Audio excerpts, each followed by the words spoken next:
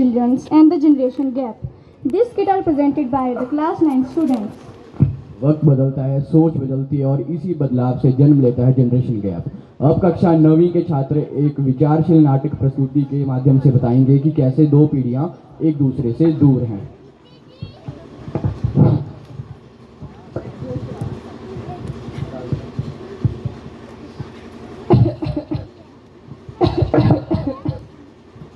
माँ प्लीज खांसना बंद करो और रोहन तुम अपने दोस्तों के साथ कहीं और जाकर गेम्स खेलो। मेरी एक बहुत ज़्यादा इम्पोर्टेंट मीटिंग चल रही है। सरिता माँ को एक गिलास पानी तो दे दो। जी मैं भी बहुत बिजी हूँ, मुझे भी रील्स बनानी है। रोहन तुम जाकर अपनी दादी को एक गिलास पानी दे दो बेटा। मॉम आई एम बिजी, मैं फ्री फायर खेल रहा हूँ। कहने दो बेटा, मैं खुद ही दे दूँगी। जिन बच्चों के लिए मैंने अपना पूरा जीवन दे दिया, आज वो बच्चे मुझे एक गिलास पानी भी ना दे सके।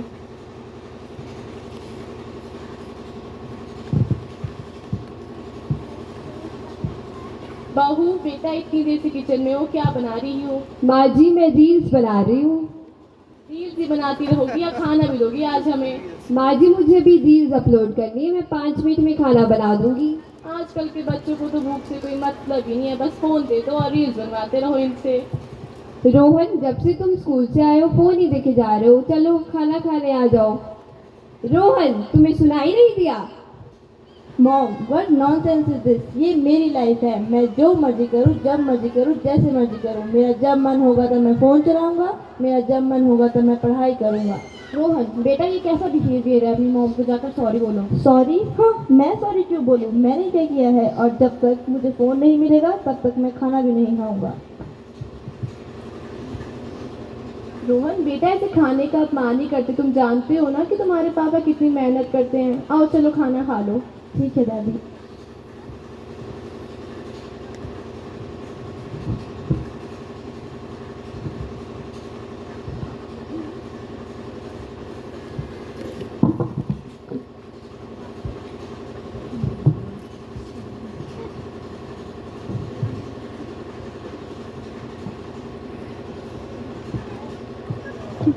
रोहन ढंग से बैठकर खाना खाओ और खाते टाइम फोन नहीं देखते।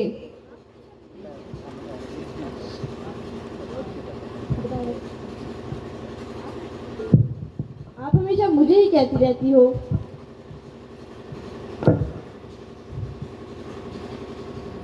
रोहन बेटा, हमारे ज़माने में तो ओ प्लीज़ दादी, मुझे नहीं सुननी आपकी ज़माने की स्टोरी, मुझे रील्स स्क्रॉल करने दो। मैंने तो बस प्यार से ही पूछा था।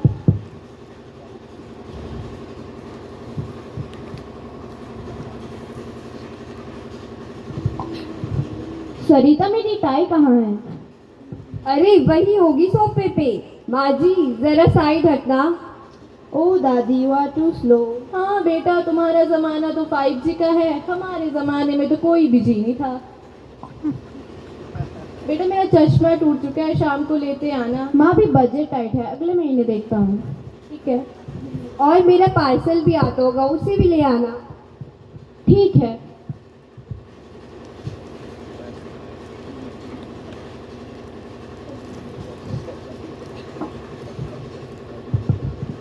हेलो। हेलो। आप रोहन की मम्मी बोल रहे हो? हाँ जी। आपका बेटा रोहन ना ही होमवर्क कर रहा है और ना ही पढ़ाई पर ध्यान दे रहा है। मैंने आपको पहले भी बहुत बार फ़ोन करने की कोशिश की, लेकिन फ़ोन नहीं लगा। आप ज़रा उस पर ध्यान दें। ठीक है मैम।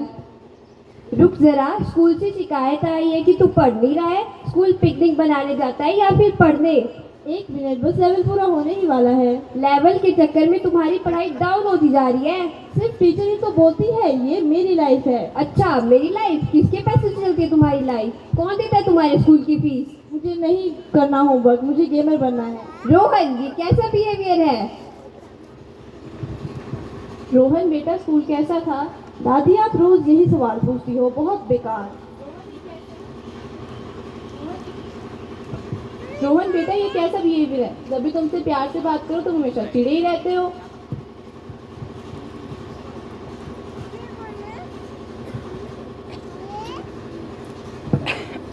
दादी राम राम।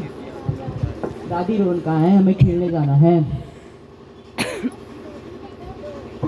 बेटा होगा यही कहीं चला रहा होगा फ़ोन, वैसे भी तो उसका सारा ध्यान बस फ़ोन में ही है। आज उसने बहुत बुरा बर्ताव किया, क्या वो तुम्हारे साथ भी ऐसे ही करता है? नहीं, हमारे साथ ऐसे नहीं करता, पर स्कूल में उसकी बहुत शिकायतें आती हैं। दादी रोहन को बुलाओ। रोहन बेटा, रोहन तुम्हारे दोस्त आए हैं। रोहन चलो, हमें खेलने जाना है। मुझे नहीं खेलना, मैं बिजी हूँ। तुम्हें क्या हो गया रोहन? हमने तो बस खेलने को कहा था। मैंने कहा ना मैं बिजी हूँ, मुझे नहीं खेलना है।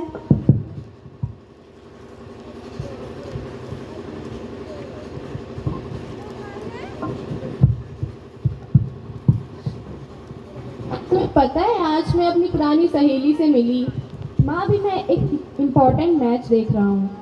माँ जी थोड़ा कम बोलिए, मुझे भी रील्स बनानी है, आप मुझे डिस्टर्ब कर रही हो। दादी आप बोलती बहुत हो, हेडफोन चाहिए, गाने सुन लो। लगता है किसी अनइंस्टॉल होके मैं भी गायब ही हो जाऊंगी। स्क्रीन ने आवाज़ें तो बढ़ा दी हैं पर दिलों में दूरियां छोड़ दी हैं। रोहन बेटा तुम जाकर अपना होमवर्क करो। मुझे नहीं करना होमवर्क, मूड नहीं है, बाद में कर लूँगा। रोहन रोहन बेटा इतना गुस्सा क्यों करते हो? कोई मुझे नहीं समझता, मुझे समझ नहीं आता किसी को ये फर्क क्यों नहीं पड़ता है। मुझे गेमर बनना है। बेटा रोहन, गेम्स के बारे में तो मैं ज़्यादा कुछ जानती नहीं, क्या तुम मुझे बताओगे कि गेमर बनने के लिए क्या क्या चाहिए होता है? स्किल, फोकस और स्ट्रेटजी। पढ़ाई हमें क्या सिखाती है? स्किल, फोकस और स्ट्रेटजी। हाँ तो रोहन बेटा, पढ़ाई हमारी दुश्मन नहीं बल्कि ताकत होती है। पर मम्मी पापा नहीं समझते। रोहन बेटा, जब भी तुम्हें कोई प्यार से समझाए या तो तुम हमेशा चिढ़े रहते हो या गुस्से में रहते हो। रोहन बेटा, अगर तुम शोर बनोगे तो कोई तुम्हें नहीं सुनेगा, और अगर तुम संगीत बनोगे तो सब तुम्हें सुनेंगे भी और समझेंगे भी। ठीक है दादी। मम्मी मुझे आपसे एक ज़रूरी बात करनी है। हाँ बेटा बोलो। मुझे गेमर बनना है, पर उससे पहले मैं अपनी पढ़ाई कंप्लीट करूंगा। मेरे बुरे व्यवहार के लिए सॉरी, मैं आगे से आपसे कभी ऐसे बात नहीं करूंगा। ठीक है बेटा, दोनों को बैलेंस करके चलोगे तभी सही रहेगा।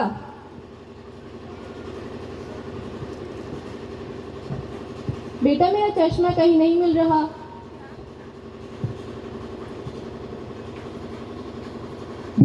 ध्यान से देखो, यहीं कहीं होगा। नहीं मिल रहा है मुझे। अरे माँ जी, आपको कुछ मिलता भी है नहीं, सब कुछ हाथ पर ही देना पड़ता है। कभी आपका चश्मा, कभी आपकी दवाई, रख कर भूल ही जाते हो। ये लो आपका चश्मा।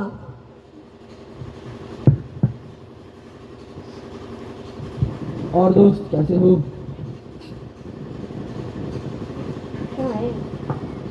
मैं ठीक हूँ, और तुम कैसे हो? मैं भी ठीक हूँ। सब बढ़िया। सब बढ़िया है। और आज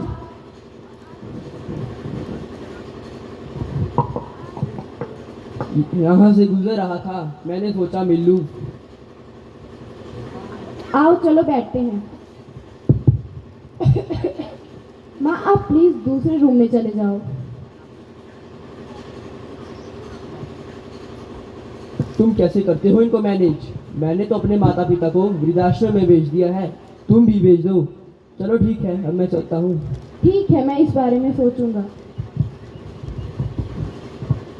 मम्मी पापा, वृद्धाश्रम वो क्या होता है? कुछ नहीं बेटा, तुम जाकर अपनी पढ़ाई करो। ठीक ही तो कह रहे थे, मुझे ही सारा काम करना पड़ता है, आपको क्या है। ठीक है, मैं माँ से बात करता हूँ। ठीक है। माँ वो मैं क्या सोच रहा था कि घर शिफ्ट कर देते हैं, तो क्या तुम कुछ दिनों के लिए ओल्ड एज होम में रह लोगी? पर बेटा मैं वृद्धाश्रम में कैसे रह सकती हूँ? माँ सिर्फ कुछ ही दिनों की बात है, जब सब कुछ हो जाएगा तब मैं तुम्हें बुलाऊंगा। ठीक है बेटा।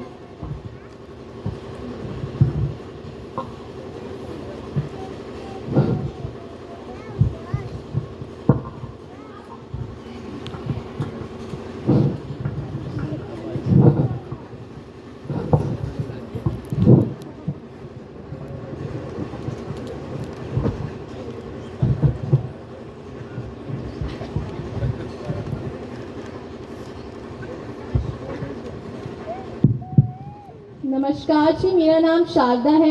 ओह नमस्कार जी। चलो अच्छा ही है, हमारा परिवार थोड़ा और बढ़ गया। जी हाँ। मैं तो यहाँ बस 7 से 10 दिनों के लिए आई हूँ। मेरा बेटा घर शिफ्ट कर रहा है ना, मुझे कोई परेशानी ना हो इसलिए उसने मुझे यहाँ भेजा है। अच्छा, क्या करता है आपका बेटा? मेरा बेटा बहुत बड़ी कंपनी में काम करता है। चलो मैं उसे कॉल कर लूँ घर पहुँचा या नहीं। ठीक है शारदा जी, कर लीजिए।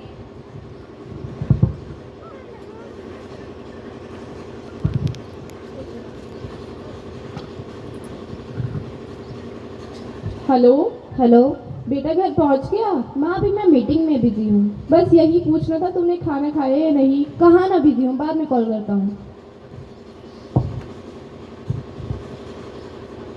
बहुत सालों से हूँ यहाँ, सब कुछ देख लिया है मेरी आंख ने। अब जितना जल्दी हो सके आप जब को अपनाओगे उतना अच्छा ही होगा आपके लिए शारदा जी। कहना क्या चाहते हैं आप? मैं अपने बेटे से बहुत प्यार करती हूँ और अपने बेटे के बिना यहाँ बिल्कुल नहीं रह सकती। वैसे ये जगह उतनी भी बुरी नहीं है, समय पर सब कुछ मिल जाता है, बस आप भजन कीर्तन में दिल लगाए। मुझे तो लगता है कि आप मुझसे जलते हैं कि मेरा बेटा मुझे लेने आ जाएगा और आपको यहाँ कोई पूछेगा भी नहीं। मैं और आपसे भी। अरे घबराइए मत, हम सब की कहानी भी लगभग एक जैसी ही है। पहले दिन सबको ही अजीब लगता है, फिर धीरे धीरे सब अपना हो जाता है। हम सब यहाँ इसी वजह से हैं, लेकिन एक बात ध्यान रखें, यहाँ पर अकेलेपन की कोई जगह नहीं। हम सब एक दूसरे का सहारा हैं। हाँ, 2 दिन बोल कर गया था मेरा बेटा, लेकिन 2 महीने हो गए, अभी तक उसका फ़ोन भी नहीं आया। सच कहूँ तो जब मैं यहाँ पहली बार आई थी तो डर गई थी। लगा था सब अनजान होंगे, कोई बात नहीं करेगा। लेकिन अनजान सिर्फ तब तक रहते हैं जब तक दिल नहीं खुलता। एक बार दिल की बात निकल जाए तो सब अपने लगते हैं। हमारे बच्चे काम पर इतने व्यस्त हो गए हैं कि हम यहाँ पर अकेले पड़ गए हैं। हम सब यहाँ इसी वजह से तो हैं। देखिए शारदा जी, कभी कभी रिश्ते जन्म से ही साथ, प्यार और समझ से बन जाते हैं। सुनिए शारदा जी, हम रोज सुबह घूमने के लिए जाते हैं, आप भी हमारे साथ चल पड़ना, मन हल्का हो जाएगा आपका। जैसा आप सब लोगों को ठीक लगे। चलो मैं अपने बेटे को कॉल करूँ, 15 दिन हो गए। ठीक है शारदा जी, कर लीजिए। Hello hello. बेटा, 15 दिन हो गए, कब आ रहा है मुझे लेने? माँ भी मैं घर की शिफ्टिंग कर रहा हूँ, जब सब कुछ हो जाएगा तब तुम्हें बुलाऊंगा। पर बेटा, हेलो सुन तो। आपको मेरी बातें बुरी लग रही है पर मान लीजिए यही हमारा नसीब है शारदा जी। नसीब आपका खराब होगा, मेरा बेटा मुझे लेने जरूर आएगा। मैं भी चाहती हूँ कि आपका बेटा आपको लेने आए, पर जो एक बार ओल्ड एज होम में आ जाता है इतनी आसानी से वापस नहीं जाता शारदा जी। आप ना बेकार की बातें करते हैं। अभी मैं अपने बेटे को कॉल करूंगी, मुझे लेने अभी के अभी आएगा। देखती हूँ मैं कि आपका बेटा आपको लेने आएगा कि नहीं आएगा। अरे जाइए आप।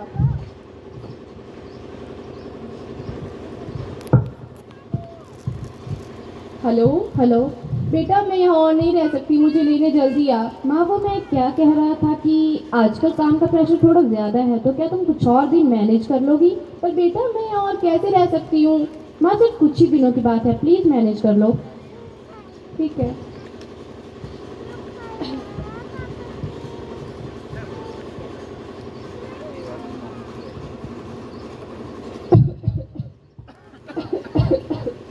शारदा जी, आप ठीक तो है ना? रुकिए शारदा जी, आपकी तबीयत तो खराब लग रही है, मैं डॉक्टर को कॉल कर आती हूँ।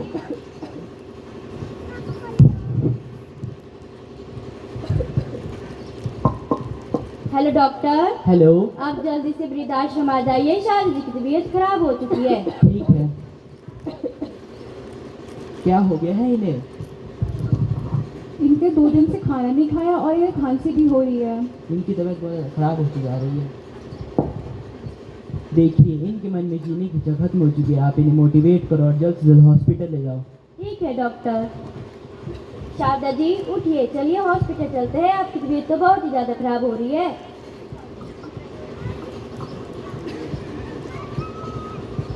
भगवान करे शारदा जी जल्दी से जल्दी ठीक हो जाए। जी, ना जाने हमने कौन से कर्म किए हैं, हमारे बच्चे हमें छोड़ के चले जाते हैं। जी, कल मेरी पोती का जन्मदिन था, लेकिन उसने फ़ोन भी नहीं उठाया। काश शारदा जी जल्दी ठीक हो जाएं। जी। अरे देखिए वो आ गया। शारदा जी कहाँ पर हैं?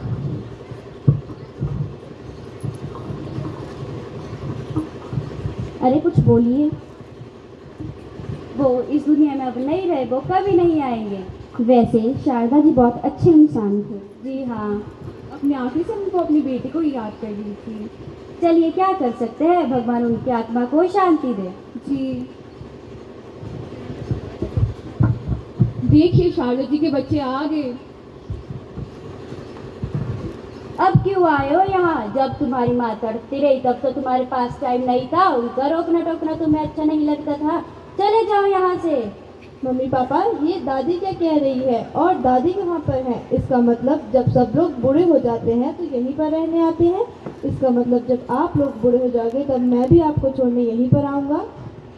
अरे बेटा, ये क्या कह रहे हो तुम? हम तो तुम्हारे अपने हैं। पर दादी भी तो हमारी अपनी ही थी, लेकिन आपने भी उन्हें यहाँ छोड़ा। जब आप लोग बूढ़े हो जाओगे तब मैं भी आपको छोड़ने यहीं पर आऊँगा। दादी, आप कहाँ हो? दादी, मैं आ गया। दादी, आप मुझे बिना बताए कहाँ चले गए? दादी, बेटा अब वो कभी नहीं आएंगे। आप झूठ कह रहे हो। थक गई वो तुम्हारा इंतजार करते करते। ये पहली बार नहीं हुआ कि इसने यहाँ दम तोड़ दिया। पता नहीं क्यों इतनी उम्मीदें पार रखी होती है। उम्मीदें तो सिर्फ डर मिलता है, क्यों छोड़ जाते हैं तेरे दिल मरने के लिए।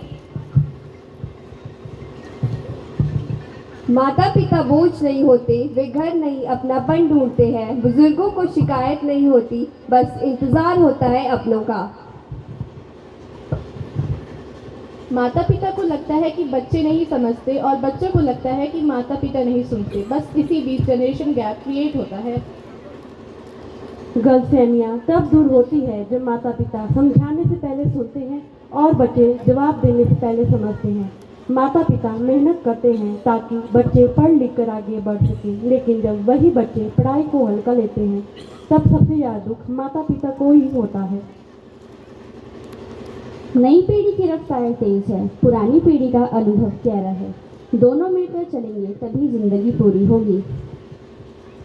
जनरेशन गैप को नहीं, एक दूसरे को समझना सीखो, तभी घरों में आवाज़ें नहीं, इंसानों की अहमियत बढ़ेगी। पुरानी पीढ़ी परंपरा लाती है, नई पीढ़ी परिवर्तन लाती है। बिना परंपराओं के पहचान नहीं है और बिना परिवर्तन के प्रगति नहीं है। प्लीज